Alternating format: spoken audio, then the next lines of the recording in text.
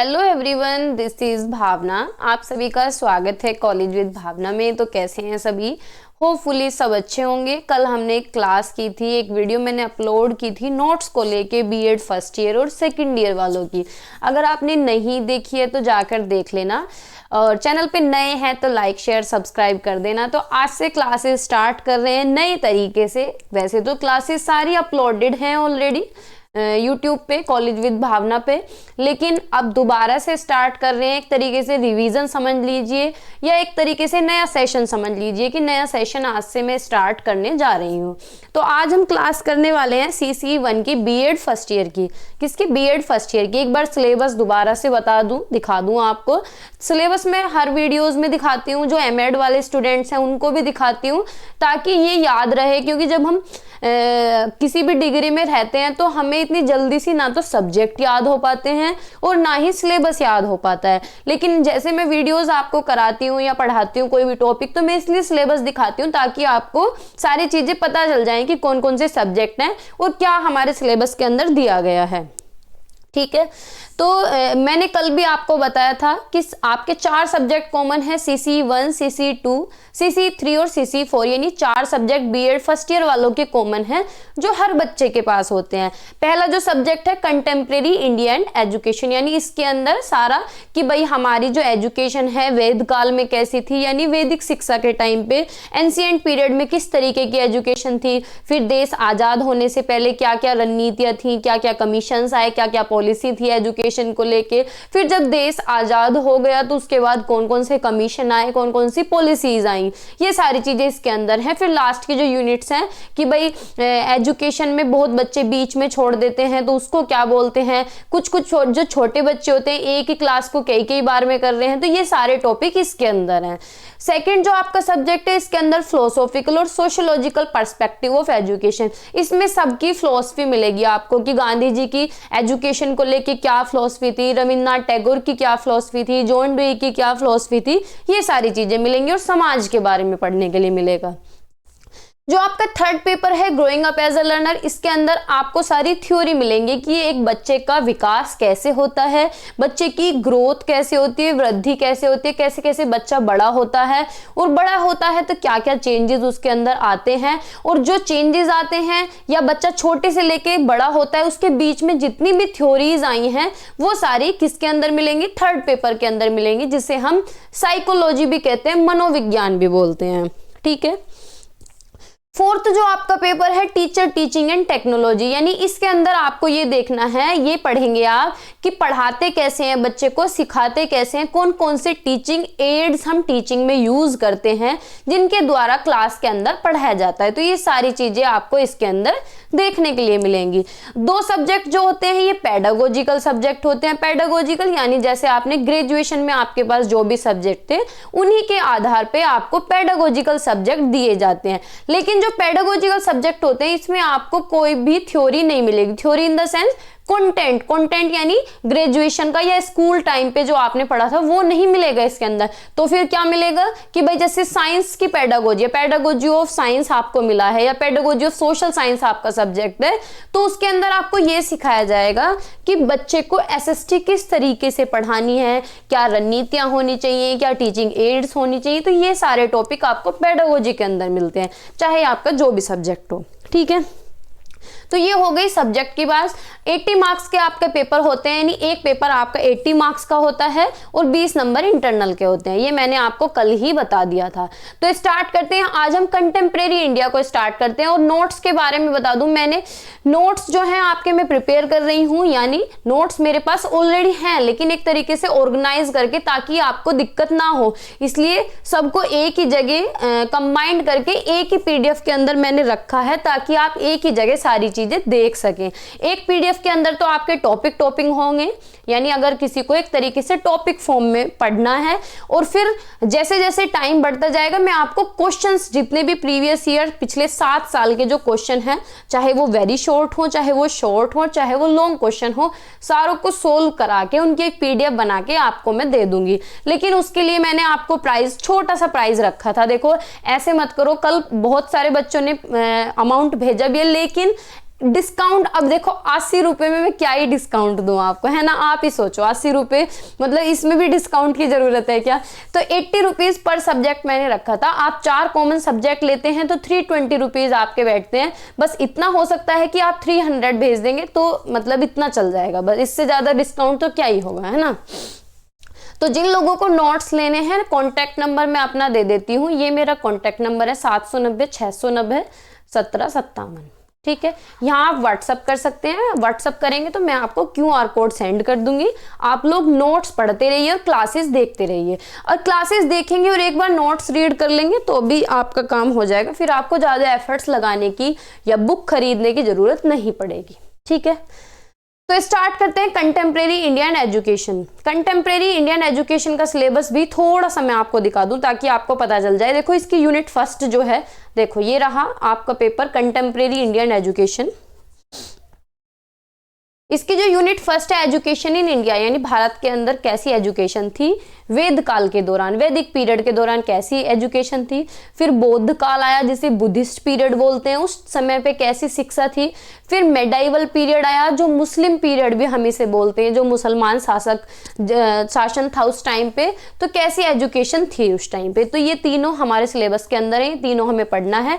आज वैदिक पीरियड को कंप्लीट कर लेंगे। ठीक है, क्लासेस थोड़ी सी लंबी हो जाएंगी क्योंकि मैं हर क्लास में एक टॉपिक कंप्लीट कराऊंगी। टॉपिक को 2 बार में या 3 बार में नहीं कराने की, एक ही बार में करा दूंगी। आप स्पीड बढ़ा के देख लेना। अगर वीडियो में आपको ये लग रहा है कि बहुत लंबी वीडियो है तो 2 बार में देख लेना। ठीक है, तो स्टार्ट करते हैं। पहला जो टॉपिक है वैदिक एजुकेशन। अब वैदिक एजुकेशन क्या होता है, वैदिक शिक्षा, वेदकालीन शिक्षा, यानी वेदों के टाइम पे जो शिक्षा हुआ करती थी। वेद तो आपने नाम सुना होगा, वेद पुराण, है ना, हम अपने घर में भी सुनते हैं। तो हमारे 4 वेद होते हैं, ये तो हर बच्चे को पता होगा, नहीं पता है तो मैं बता देती हूँ। 4 वेद होते हैं हमारे, ऋग्वेद, यजुर्वेद, सामवेद और अथर्ववेद। सबसे पुराना जो वेद है वो हमारा ऋग्वेद है। तो जो वैदिक पीरियड है, वेद काल के जो समय था, ये 2500 BCE से 500 BCE तक था। ये कोई याद रखने की आपको जरूरत नहीं है। ठीक है, बस ये है कि एक बेसिक इंट्रोडक्शन मैं आपको दे देती हूँ। ये क्या हो गया, कोई नहीं रहा, पता नहीं क्या हो गया। तो वैदिक शिक्षा प्रणाली क्या है, प्राचीन भारतीय शिक्षा प्रणाली को संदर्भित करती है, यानी पहले की शिक्षा प्रणाली, जो हमारे पूर्वज थे वेद काल में किस तरीके की शिक्षा थी। एंशिएंट इंडिया में, एंशिएंट इंडिया के टाइम पे किस तरीके की एजुकेशन थी, ये हमारा वैदिक पीरियड हमें बताता है। सबसे पुरानी एजुकेशन तब की मानी जाती है और वही एजुकेशन आज तक जो है इवोल्व होते होते आगे चल रही है। ठीक है, तो वैदिक एजुकेशन जो है, दिस सिस्टम वाज डीपली, जो ये एजुकेशन थी वेद काल के दौरान जो शिक्षा थी वो किस पे डिपेंड थी, ज्यादा रिलीजियस यानी धर्म आधारित थी। स्पिरिचुअलिटी, भगवान को वो ज्यादा मानते थे, आध्यात्म को ज्यादा मानते थे। मोरल वैल्यूज की भाई तुम्हें इस तरीके से उठना है, ब्रह्म मुहूर्त में बच्चों को उठना होता था, ये काम करना है, गुरुओं का सम्मान करना है, शिक्षक का सम्मान करना है, माता पिता का सम्मान करना है। तो इस तरीके इस तरफ ज्यादा डिवोटेड थी, मतलब उस टाइम की जो एजुकेशन थी उसका जो झुकाव था वो इन तरफ ज्यादा था, इस तरफ। ठीक है, आपने देखा भी होगा जो आपके पापा लोग होंगे या बाबा जी, आपके बाबा जी हो सकते हैं, वो अपने टाइम पे क्या है अपने गुरुओं के बहुत आदर सम्मान करते थे, लेकिन आज के बच्चे थोड़ी ना करते हैं। तो जितनी पुरानी एजुकेशन मिलेगी उनमें ये सारी चीजें ज्यादा मिलेंगी। ठीक है, तो ये जो सिस्टम था वो डीपली रूटेड किससे था, रिलीजियस से, स्पिरिचुअलिटी से और मोरल वैल्यूज से। जो वेदा वर्ड है ये कहाँ से ओरिजिनेट हुआ है, संस्कृत से आया है, विद वर्ड से आया है, जिसका मतलब है टू नो यानी जानना या ज्ञान लेना। तो वेदा का अर्थ होता है नॉलेज यानी ज्ञान। ठीक है, ऋग्वेद जो है हमारा सबसे पुराना वेद है। Education during this time was imparted through the Gurukul system. जो वेदकालीन है, जो वेद काल है, उस टाइम पे शिक्षा जो दी जाती थी, एजुकेशन जो दी जाती थी वो गुरुकुल में दी जाती थी। गुरुकुल क्या होते हैं, गुरुकुल होते हैं गुरु के घर, जहाँ पे ये गुरु रहते थे। जैसे कि आप गूगल पे सर्च भी करेंगे तो दाढ़ी वाले बिल्कुल गुरु मिलेंगे, जैसे बाबा लोग नहीं होते इस तरीके से। तो उस टाइम पे गुरुकुल में एजुकेशन बच्चों को दी जाती थी, जहाँ बच्चों को शिष्य माना जाता था और गुरुओं को क्या है, टीचर को गुरु माना जाता था। ठीक है, यहाँ तक कोई दिक्कत नहीं होगी। The teachings emphasize not just academic knowledge but also character building, discipline, practical skill. यानी उस टाइम की जो टीचिंग थी, मतलब गुरुओं का फोकस किस चीज पे था, ये नहीं कि भाई हिंदी इंग्लिश मैथ एसएसटी पढ़ा दिया चलो छुट्टी हो गई, है ना, ये वाला काम नहीं था उस टाइम पे। जैसे आज के टाइम में क्या होता है, सब्जेक्ट पढ़ा रहे हैं बस बात खत्म हो गई, टीचर अपने घर है, बच्चा अपने घर है, कोई किसी से कोई मतलब नहीं। उस टाइम पे क्या था, गुरुओं का मानना था कि शिक्षा ऐसी होनी चाहिए जिससे बच्चे का चरित्र निर्माण हो सके, यानी उसका कैरेक्टर अच्छा हो सके, एक बच्चा डिसिप्लिन हो सके और उसे रोजमर्रा की जिंदगी की जो कौशल हैं, जो स्किल्स हैं, वो उसके अंदर आ जाए कि भाई कमा के भी खा सके और अपने जीवनचर्या चला सके।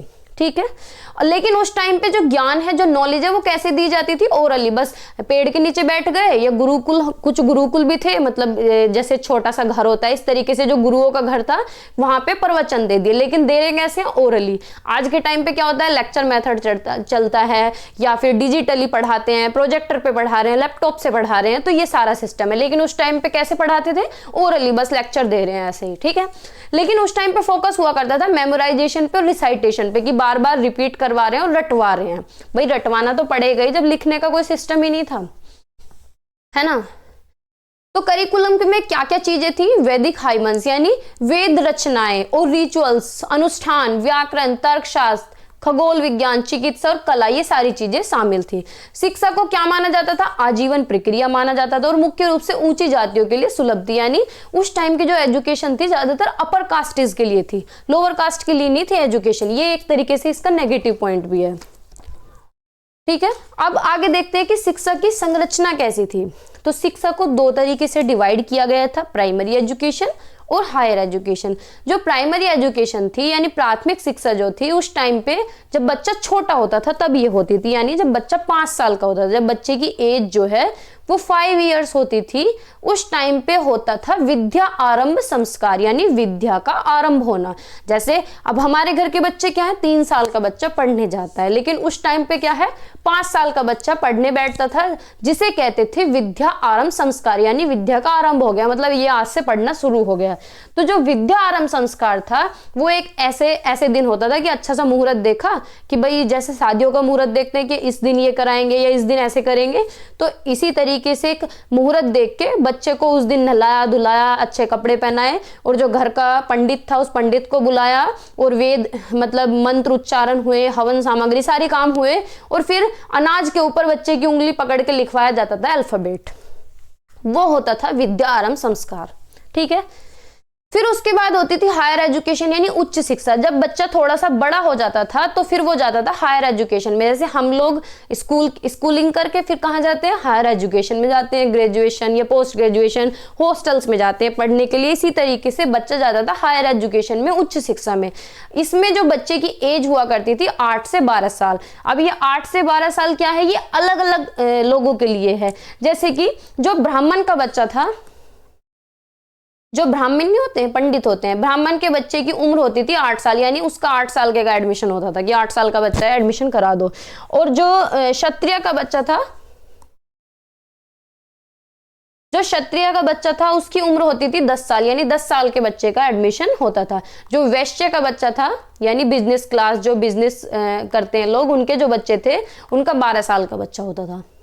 ठीक है, तो उस टाइम पे उनका एडमिशन होता था। उस टाइम पे एडमिशन के टाइम पे यानी जब वो गुरुकुल में आते थे, गुरु के पास पढ़ने के लिए आते थे, उसे बोलते थे उपनयन संस्कार। क्या बोलते थे, उपनयन संस्कार, यानी गुरुकुल में प्रवेश के समय यह संस्कार किया जाता था।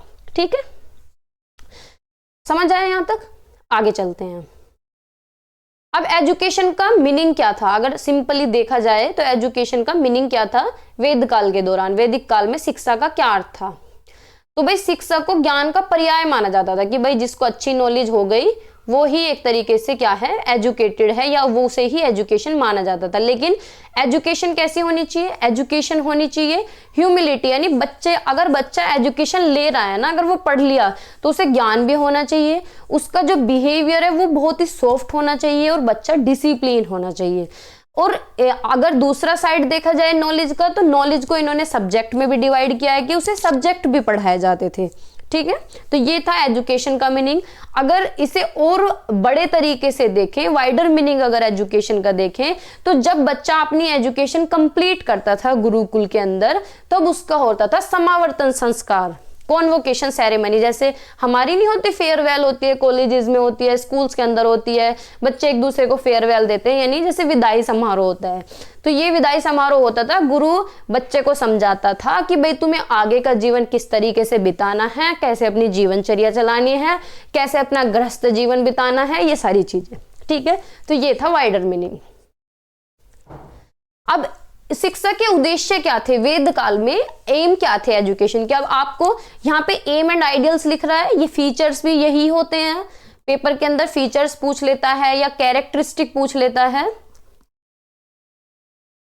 तो कैरेक्टरिस्टिक भी यही है, फीचर्स भी यही है। ठीक है, तो एम क्या थे उस टाइम पे एजुकेशन के।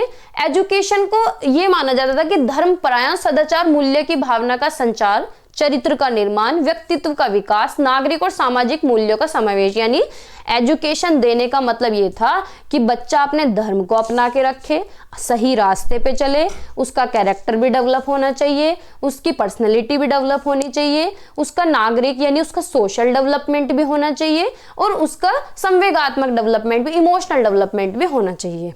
ठीक है, तो ये सारे उद्देश्य थे। एक एक करके थोड़ा थोड़ा सारे उद्देश्यों को पढ़ लेते हैं। पहला क्या था, स्वास्थ्य का संरक्षण और संवर्धन, यानी भाई सबसे पहले हमारा जो है स्वास्थ्य धन है, यानी अगर हमारा शरीर ठीक रहेगा तभी तो हम पढ़ पाएंगे। मानो आप बीमार हो जाएं या कोई भी पर्टिकुलर इंडिविजुअल जो है वो बीमार हो जाए और एग्जाम सिर पे हो या कुछ भी और ज्यादा बीमार हो जाए, तो क्या आप पहले पेपर को देखेंगे, शरीर को देखेंगे? तो पहले शरीर को देखेंगे ना। तो सबसे पहला क्या था, हेल्थ को अच्छा रखना, यानी स्वास्थ्य को अच्छा रखना, अपने स्वास्थ्य को बचाना और उसका संवर्धन करना। तो वैदिक ऋषि और गुरुओं ने इस लक्ष्य की प्राप्ति के लिए मोक्ष को मानव जीवन, स्वस्थ शरीर और स्वस्थ मन का अंतिम लक्ष्य माना है। यानी इनका मानना था कि अगर शरीर स्वस्थ रहेगा तो मन स्वस्थ रहेगा, और मन स्वस्थ रहेगा तो कोई भी बच्चा मोक्ष की प्राप्ति कर सकता है या अच्छा जीवन व्यतीत कर सकता है। तो गुरु जो थे उस टाइम पे वो छात्रों को ब्रह्म मुहूर्त में सुबह जल्दी उठाने के लिए कहा गया था, यानी उन्हें कहा जाता था कि तुम्हें सुबह उठना है, सुबह उठ के नहाना है। ब्रह्म मुहूर्त कौन सा होता है, 3 से 4 बजे के बीच में जो होता है उसे ब्रह्म मुहूर्त बोलते हैं। तो ब्रह्म मुहूर्त में आज के टाइम में भी जो गुरुकुल हैं या फिर आप अनाथ आश्रम देख लीजिए या फिर जो ये बाबा लोग होते हैं, सब ब्रह्म मुहूर्त में उठते हैं।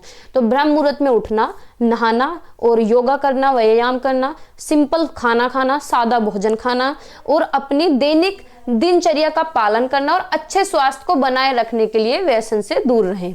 ठीक है, यानी व्यसन क्या होता है, अट्रैक्टिव चीजें, कि हमें गलत चीजों से दूर रहना है, चोरी चकारी से, पाप से, या फिर परफ्यूम है या अच्छे कपड़े हैं, अच्छी गाड़ी है, अच्छी वॉच है, इन सारी चीजों से दूर रहना है। अच्छा भोजन बच्चे को दिया जाता था, यानी पौष्टिक भोजन की व्यवस्था की गई और शारीरिक श्रम पर विशेष बल दिया जाता था। ठीक है, अगर बच्चा बीमार हो रहा है तो उसे भाई एट ए टाइम दिखाया भी जाता था। देखो कितना ध्यान रखते थे गुरु अपने बच्चे का। अब हम किसी के यहाँ पे चले जाएं पढ़ने के लिए तो हमारा कोई इतना ध्यान नहीं रखेगा, लेकिन उस टाइम पे क्या था, गुरुकुल में गुरु जो है वो बच्चों का ध्यान रखते थे। बच्चा अगर बीमार है तो उसे टाइम टू टाइम दवाई दिलवाना, उसकी मेंटल हेल्थ का भी ध्यान रखना। ठीक है, लेकिन गुरु सिखाते थे बच्चों को कि उन्हें एक अच्छे रास्ते पे चलना है, सही अच्छी सोच रखनी है, सच बोलना है, हिंसा नहीं करनी है, ना चोरी करनी है, ना सेलिबेसी का पालन करना है। सेलिबेसी क्या होती है, ब्रह्मचर्य का पालन करना। ब्रह्मचर्य क्या होता है कि शादी नहीं करना, लड़कियों से दूर रहना, ये सारी जो हैबिट्स हैं इनसे अलग रखना अपने आप को। ठीक है, यानी ब्रह्मचर्य का पालन करना, काम क्रोध लोभ प्रेम और नशे से दूर रहना उन्हें सिखाया जाता था। ठीक है, दूसरा है डेवलपमेंट ऑफ नॉलेज, यानी ज्ञान का विकास। तो ये भी एक चीफ एम था, यानी मुख्य एम था एजुकेशन का वेद काल के दौरान। तो एजुकेशन को तीसरी आंख माना जाता था इंसान की, यानी ज्ञानम मनुजस्यम तृतीयम नेत्रम, है ना, सुना भी होगा ये आपने थॉट। तो वेद काल के दौरान बच्चे को जो है लैंग्वेज पढ़ाई जाती थी, ग्रामर, एग्रीकल्चर, कैटल रियरिंग, पशुपालन। उस टाइम पे पशुपालन सिखाया जाता था कि ताकि बच्चा अपनी जीवनचर्या चला सके खेती बाड़ी करके। आर्ट सिखाई जाती थी और कुछ स्किल्स उसे सिखाई जाती थी और कुछ सोशल एक्टिविटीज में भी ट्रेन किया जाता था। स्पिरिचुअल डेवलपमेंट उसका किया जाता था, लैंग्वेज लिटरेचर, उसे धर्म के बारे में सिखाया जाता था, मूल्य के बारे में सिखाया जाता था। थर्ड क्या है, acquaintance and observance of social and national duties, यानी सामाजिक और राष्ट्रीय कर्तव्यों का परिचय और पालन भी उन्हें सिखाया जाता था कि भाई ऐसा नहीं है कि अपने अपना ध्यान रखना है, समाज का भी ध्यान रखना है, राष्ट्र का भी ध्यान रखना है। ठीक है, तो छात्र को समाज और राष्ट्र के प्रति उनके कर्तव्य समझाए जाते थे कि तुम्हारा क्या कर्तव्य है और उन्हें कैसे पालन करना है। शिक्षा पूरा होने पे समावर्तन सेरेमनी होती थी, जो अभी हम पीछे बता रहे थे, कॉन्वोकेशन सेरेमनी, जैसे हमारा विदाई समारोह होता है कॉलेज टाइम पे, इसी तरीके से उनका समावर्तन सेरेमनी होती थी। गुरु लेक्चर देते थे, उपदेश देते थे बच्चे को कि भाई तुम्हें क्या क्या करना है, क्या करना था। जिस टाइम पे उनकी ये सेरेमनी होती थी, हमारे टीचर्स हमें क्या बोलते हैं कि भाई तुम्हारी ग्रेजुएशन पूरी हो गई, या फिर 12th में जब हमारी कॉन्वोकेशन या विदाई समारोह था, तो उस टाइम पे टीचर हमें गाइडेंस देते हैं कि आगे का जीवन तुम्हें कैसे बिताना है। तो इसी तरीके से इनके टीचर्स भी इन्हें देते थे कि भाई आगे के जीवन में तुम्हें क्या करना है। तुम्हारे ऊपर 3 ऋण हैं, कर्ज। कौन कौन से 3 ऋण बताए गए हैं? तो गुरु कहते हैं कि तुम्हारे ऊपर एक पितृ ऋण है, यानी पिता का, एक गुरु का ऋण है और एक देव ऋण है। ये सारे ऋण तुम्हें अपने जीवन में चुकाने हैं, ठीक है। ये उन्हें शिक्षा दी जाती थी कॉन्वोकेशन सेरेमनी या समावर्तन संस्कार के दौरान।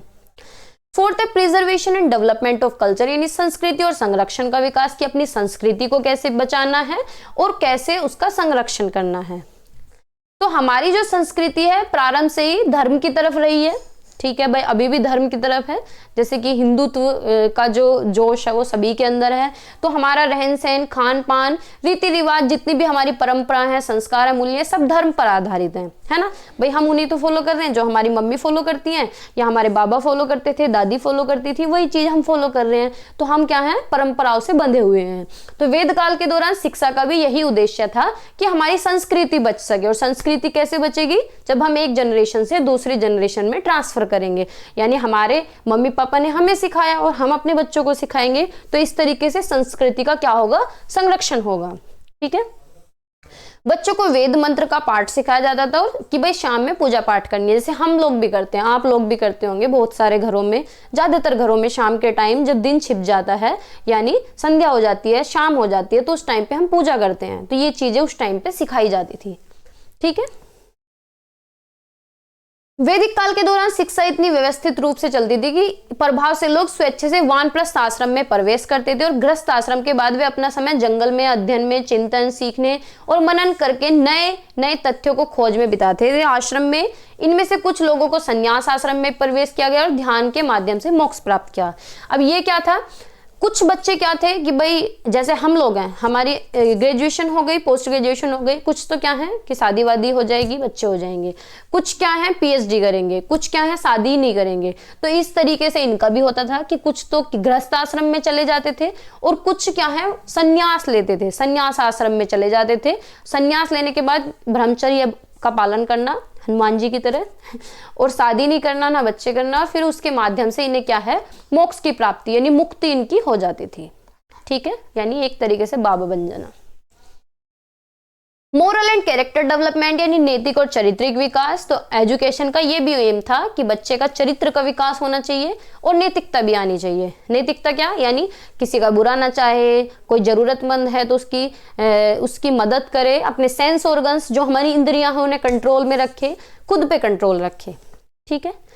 Education of livelihood, art and skill यानी आजीविका, कला और कौशल की शिक्षा। ऐसा नहीं है कि सिर्फ यही चीज सिखाई जाती थी कि तुम्हें भगवान की पूजा करनी है, मोरल डेवलपमेंट हो, इमोशनल डेवलपमेंट हो, उन्हें यह भी सिखाया जाता था कि तुम्हें अपना जीवन कैसे व्यतीत करना है। तो उन्हें एग्रीकल्चर, खेती बाड़ी सिखाई जाती थी, पशुपालन उन्हें सिखाया जाता था, कुछ क्राफ्ट उन्हें सिखाई जाती थी जैसे सिलाई, कढ़ाई, बुनाई, इस तरीके से और भी स्किल उन्हें सिखाई जाती थी जो उनके काम आती थी आगे, ठीक है, जिससे पैसा कमाया जा सके।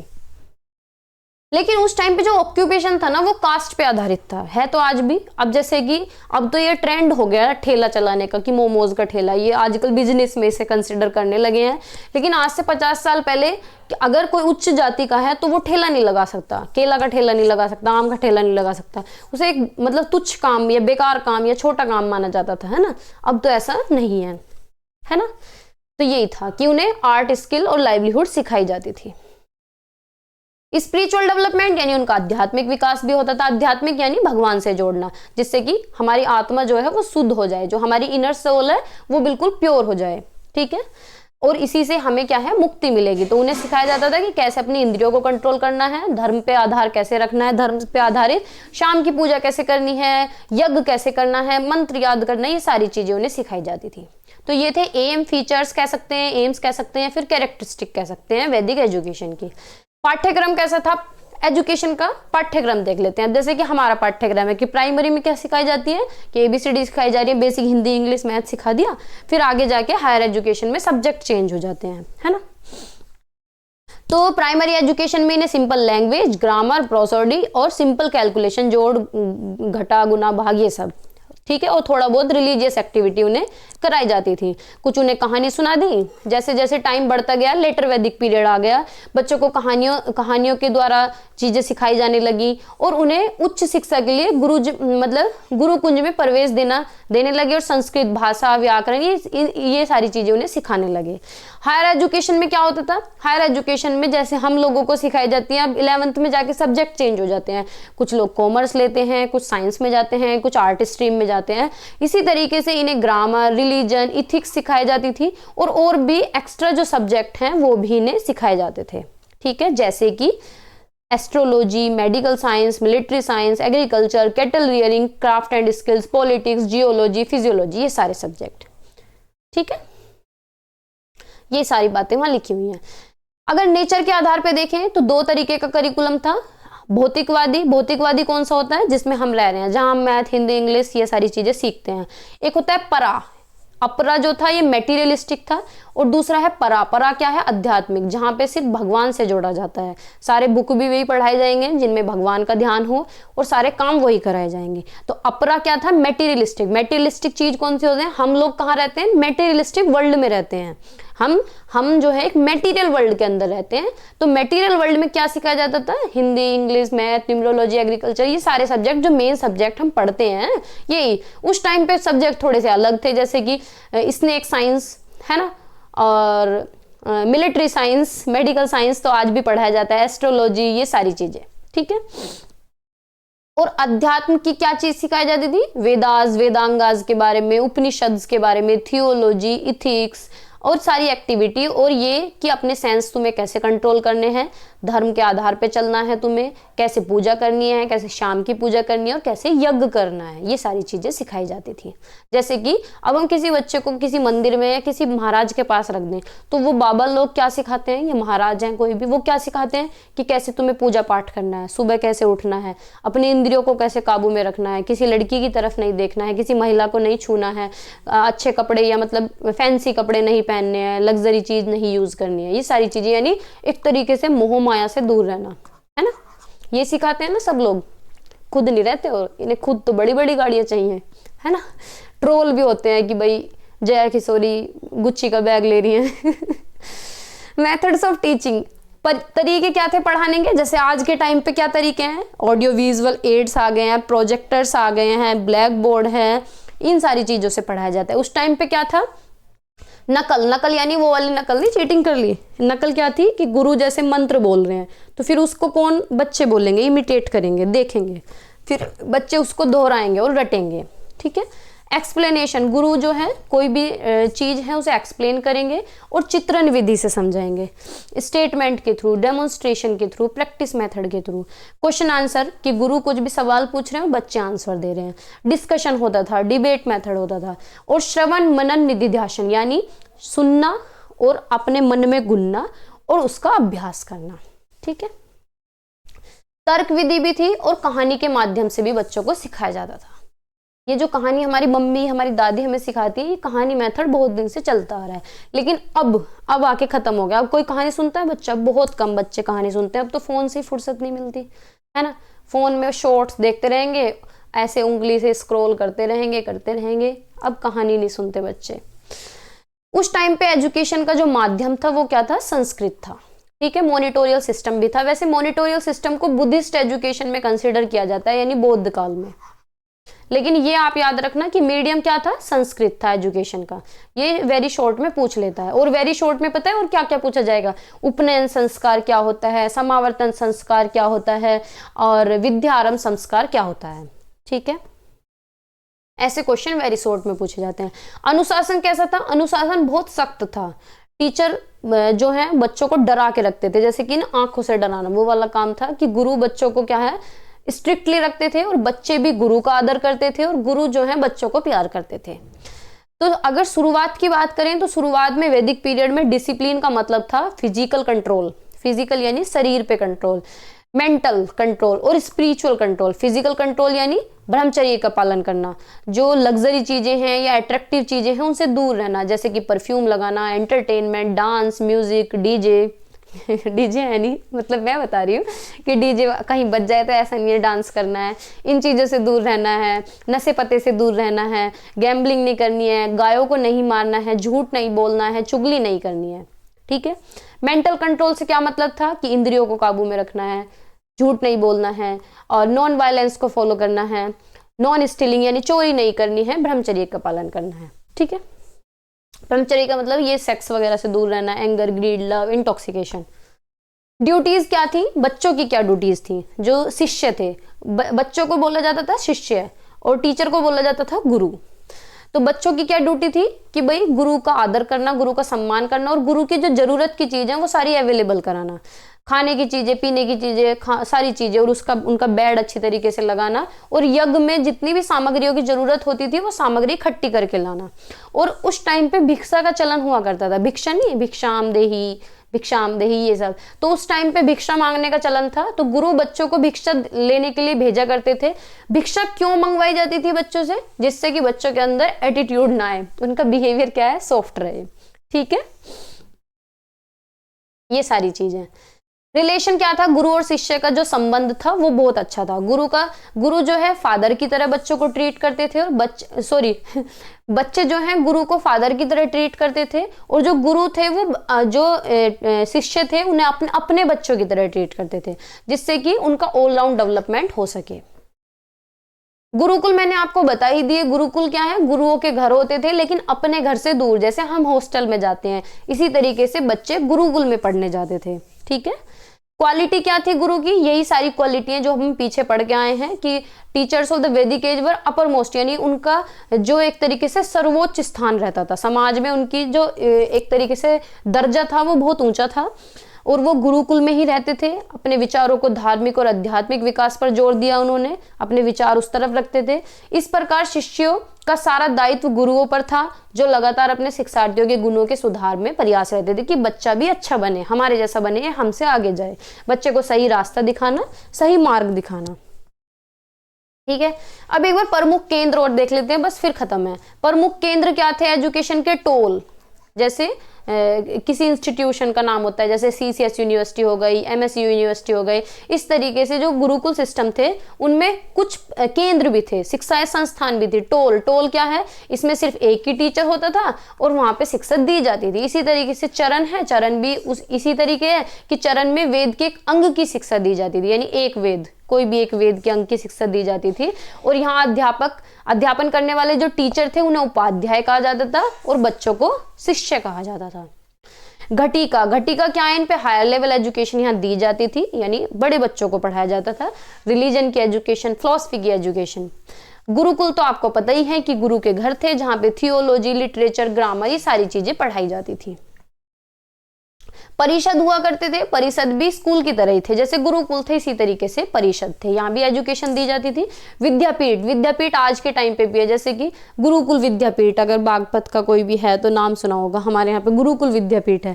तो विद्यापीठ भी एक तरीके से संस्थान थे पढ़ाने के, जहाँ बच्चे पढ़ते थे। विशिष्ट विद्यालय थे, विशिष्ट विद्यालय ओनली वन पार्टिकुलर डिसिप्लिन, यानी यहाँ पे विशिष्ट विद्यालय कहते हैं जैसे कि हमें कोई भी पर्टिकुलर मास्टरी करनी है किसी सब्जेक्ट में और उसी सब्जेक्ट का पूरा विद्यालय हो। ठीक है, तो वो थे विशिष्ट विद्यालय। मंदिर विद्यालय थे, मंदिर विद्यालय के बाद क्या है, ब्राह्मणिकल कॉलेज थे। इस तरीके के महाविद्यालय में सारे वेद पढ़ाए जाते थे, सारे पुराण, तर्कशास्त्र, न्यायशास्त्र, व्याकरण, राजनीति, ये सारे सब्जेक्ट पढ़ाए जाते थे। ठीक है, ये इसी तरीके से यूनिवर्सिटी थी। यूनिवर्सिटी क्या है, जैसे कि तक्षशिला है, विक्रमशिला है, वाल्मीकि, काशी, कांची, धरा, ये सारी। वुमेन्स के एजुकेशन, थोड़ा सा वुमेन्स के बारे में पढ़ लेते हैं कि beginning education was free and accessible to all irrespective status, caste and, यानी जब शिक्षा की शुरुआत हुई तब एजुकेशन बिल्कुल फ्री थी, कास्ट सिस्टम उसमें नहीं था, जेंडर सिस्टम उसमें नहीं था। लेकिन जैसे जैसे टाइम आगे चलता गया फिर कास्ट वर्ण बांट दिए गए कि भाई जो अच्छी कास्ट वाली लेडीज हैं वो ही पढ़ पाएंगी, राजा महाराजाओं की बेटी ही पढ़ी जाएंगी। लेकिन जो निच्च वर्ग के लोग थे वो उन्हें एक तरीके से बिल्कुल ही इग्नोर कर दिया गया था। ठीक है, तो शूद्र वर्ग की जो स्त्रियां थी वो उच्च शिक्षा के अधिकार से पूरी तरह से वंचित थी। तो इसका परिणाम ये हुआ कि लड़कियों को हायर एजुकेशन नहीं मिली। मेरिट्स क्या है? फ्री एजुकेशन थी, डेवलपमेंट अच्छे मेथड्स थे पढ़ाने के, डिसिप्लिन अच्छा था बच्चों के और टीचर के बीच में, और फोकस जो रहता था टीचर का सर्वांगीण विकास, ऑल राउंड डेवलपमेंट, यानी पूरा विकास, फिजिकल डेवलपमेंट भी उनका, इमोशनल डेवलपमेंट भी, स्पिरिचुअल डेवलपमेंट भी, हर तरीके से विकास बच्चे का होना चाहिए। जब सारा विकास बच्चे का होता है तो उसे हम क्या बोलते हैं? सर्वांगीण विकास बोलते हैं। ठीक है। और बच्चों को स्पिरिचुअलिटी से जोड़ा जाता था, उन्हें मोरल वैल्यूज सिखाई जाती थी, मोरल वैल्यूज कि तुम्हें दूसरों का सम्मान करना है, आदर करना है, गलत रास्ते पे नहीं जाना है, और उन्हें तैयार किया जाता था अपनी दुनिया के लिए, वर्ल्ड के लिए, कि तुम कैसे अपना जीवन व्यतीत करोगे। रिलेशन जो थे टीचर के और बच्चों के वो बहुत ही अच्छे थे, घनिष्ठ थे, सौहार्दपूर्ण थे। टीचर का दर्जा बहुत ऊंचा माना जाता था और करिकुलम बहुत बड़ा था जिसके अंदर रिलीजियस भी था और वोकेशनल एजुकेशन भी थी। वोकेशनल एजुकेशन क्या थी भाई? जिससे काम मिल सके, पैसा, नौकरी, ठीक है, जॉब मिल सके, ठीक है। और रिलीजियस एजुकेशन क्या है? कि तुम्हें मंत्र वगैरह याद हो जाए, हवन कर सको, तुम पूजा कर सको। डिमेरिट्स क्या थी भाई? हर चीज के गुण और दोष होते हैं, तो इसके भी दोष हैं। दोष क्या थे? कि बहुत ज्यादा स्ट्रिक्ट डिसिप्लिन था। एजुकेशन जो है, एजुकेशन स्टेट की जिम्मेदारी नहीं थी। अब ये देखो आप, शिक्षा का खर्चा कहाँ से निकलता होगा? तो शिक्षा का खर्चा निकलता था, कोई दान दक्षिणा दे रहा है तो उसी से ही काम चल रहा था। डिसिप्लिन बहुत टाइट था, बच्चे अपने आप को एक्सप्रेस नहीं कर पाते थे डर की वजह से, ना टीचर से क्वेश्चन पूछ पाते थे। सिस्टम जो है इंस्ट्रक्शन का वो वर्बल था, यानी पढ़ाने का तरीका बस मुंह से बोल के पढ़ा रहे हैं और रटवा रहे हैं। फीमेल्स को ज्यादा ध्यान नहीं दिया गया और ज्यादा जो फोकस था वो धर्म की शिक्षा पे था या फिर मोरल एजुकेशन पे था, नैतिक शिक्षा पे। ठीक है। So this is all for today. Hopefully class आपको अच्छी लगी होगी। पहला दिन है और काफी बड़ी क्लास हो गई है। कल बुद्धिस्ट एजुकेशन करेंगे। मैंने ये नोट्स अपलोड कर दिए हैं, तो जिन लोगों ने पेमेंट कर दिया है उन लोगों को मैंने नोट्स दे दिए हैं। ठीक है। बाकी क्लासेस सभी के लिए रहेंगी। 80 रुपीज पर सब्जेक्ट मैंने रखे हैं, बहुत ही कम है, कुछ भी इसमें ज्यादा नहीं है, तो नोट्स ले सकते हैं आप। चारों सब्जेक्ट ले लें कॉमन तो 320 में रहेंगे। 320 से मैं इन्हें 300 आपको कर दूंगी। ठीक है। नंबर मैंने आपको दे ही दिया है 790 690 1757। सो बाय बाय, टेक केयर, पढ़ते रहिए, मुस्कुराते रहिए और मेरे साथ जुड़े रहिए। अगर चैनल पे नए हैं तो लाइक शेयर सब्सक्राइब आप लोग कर सकते हैं।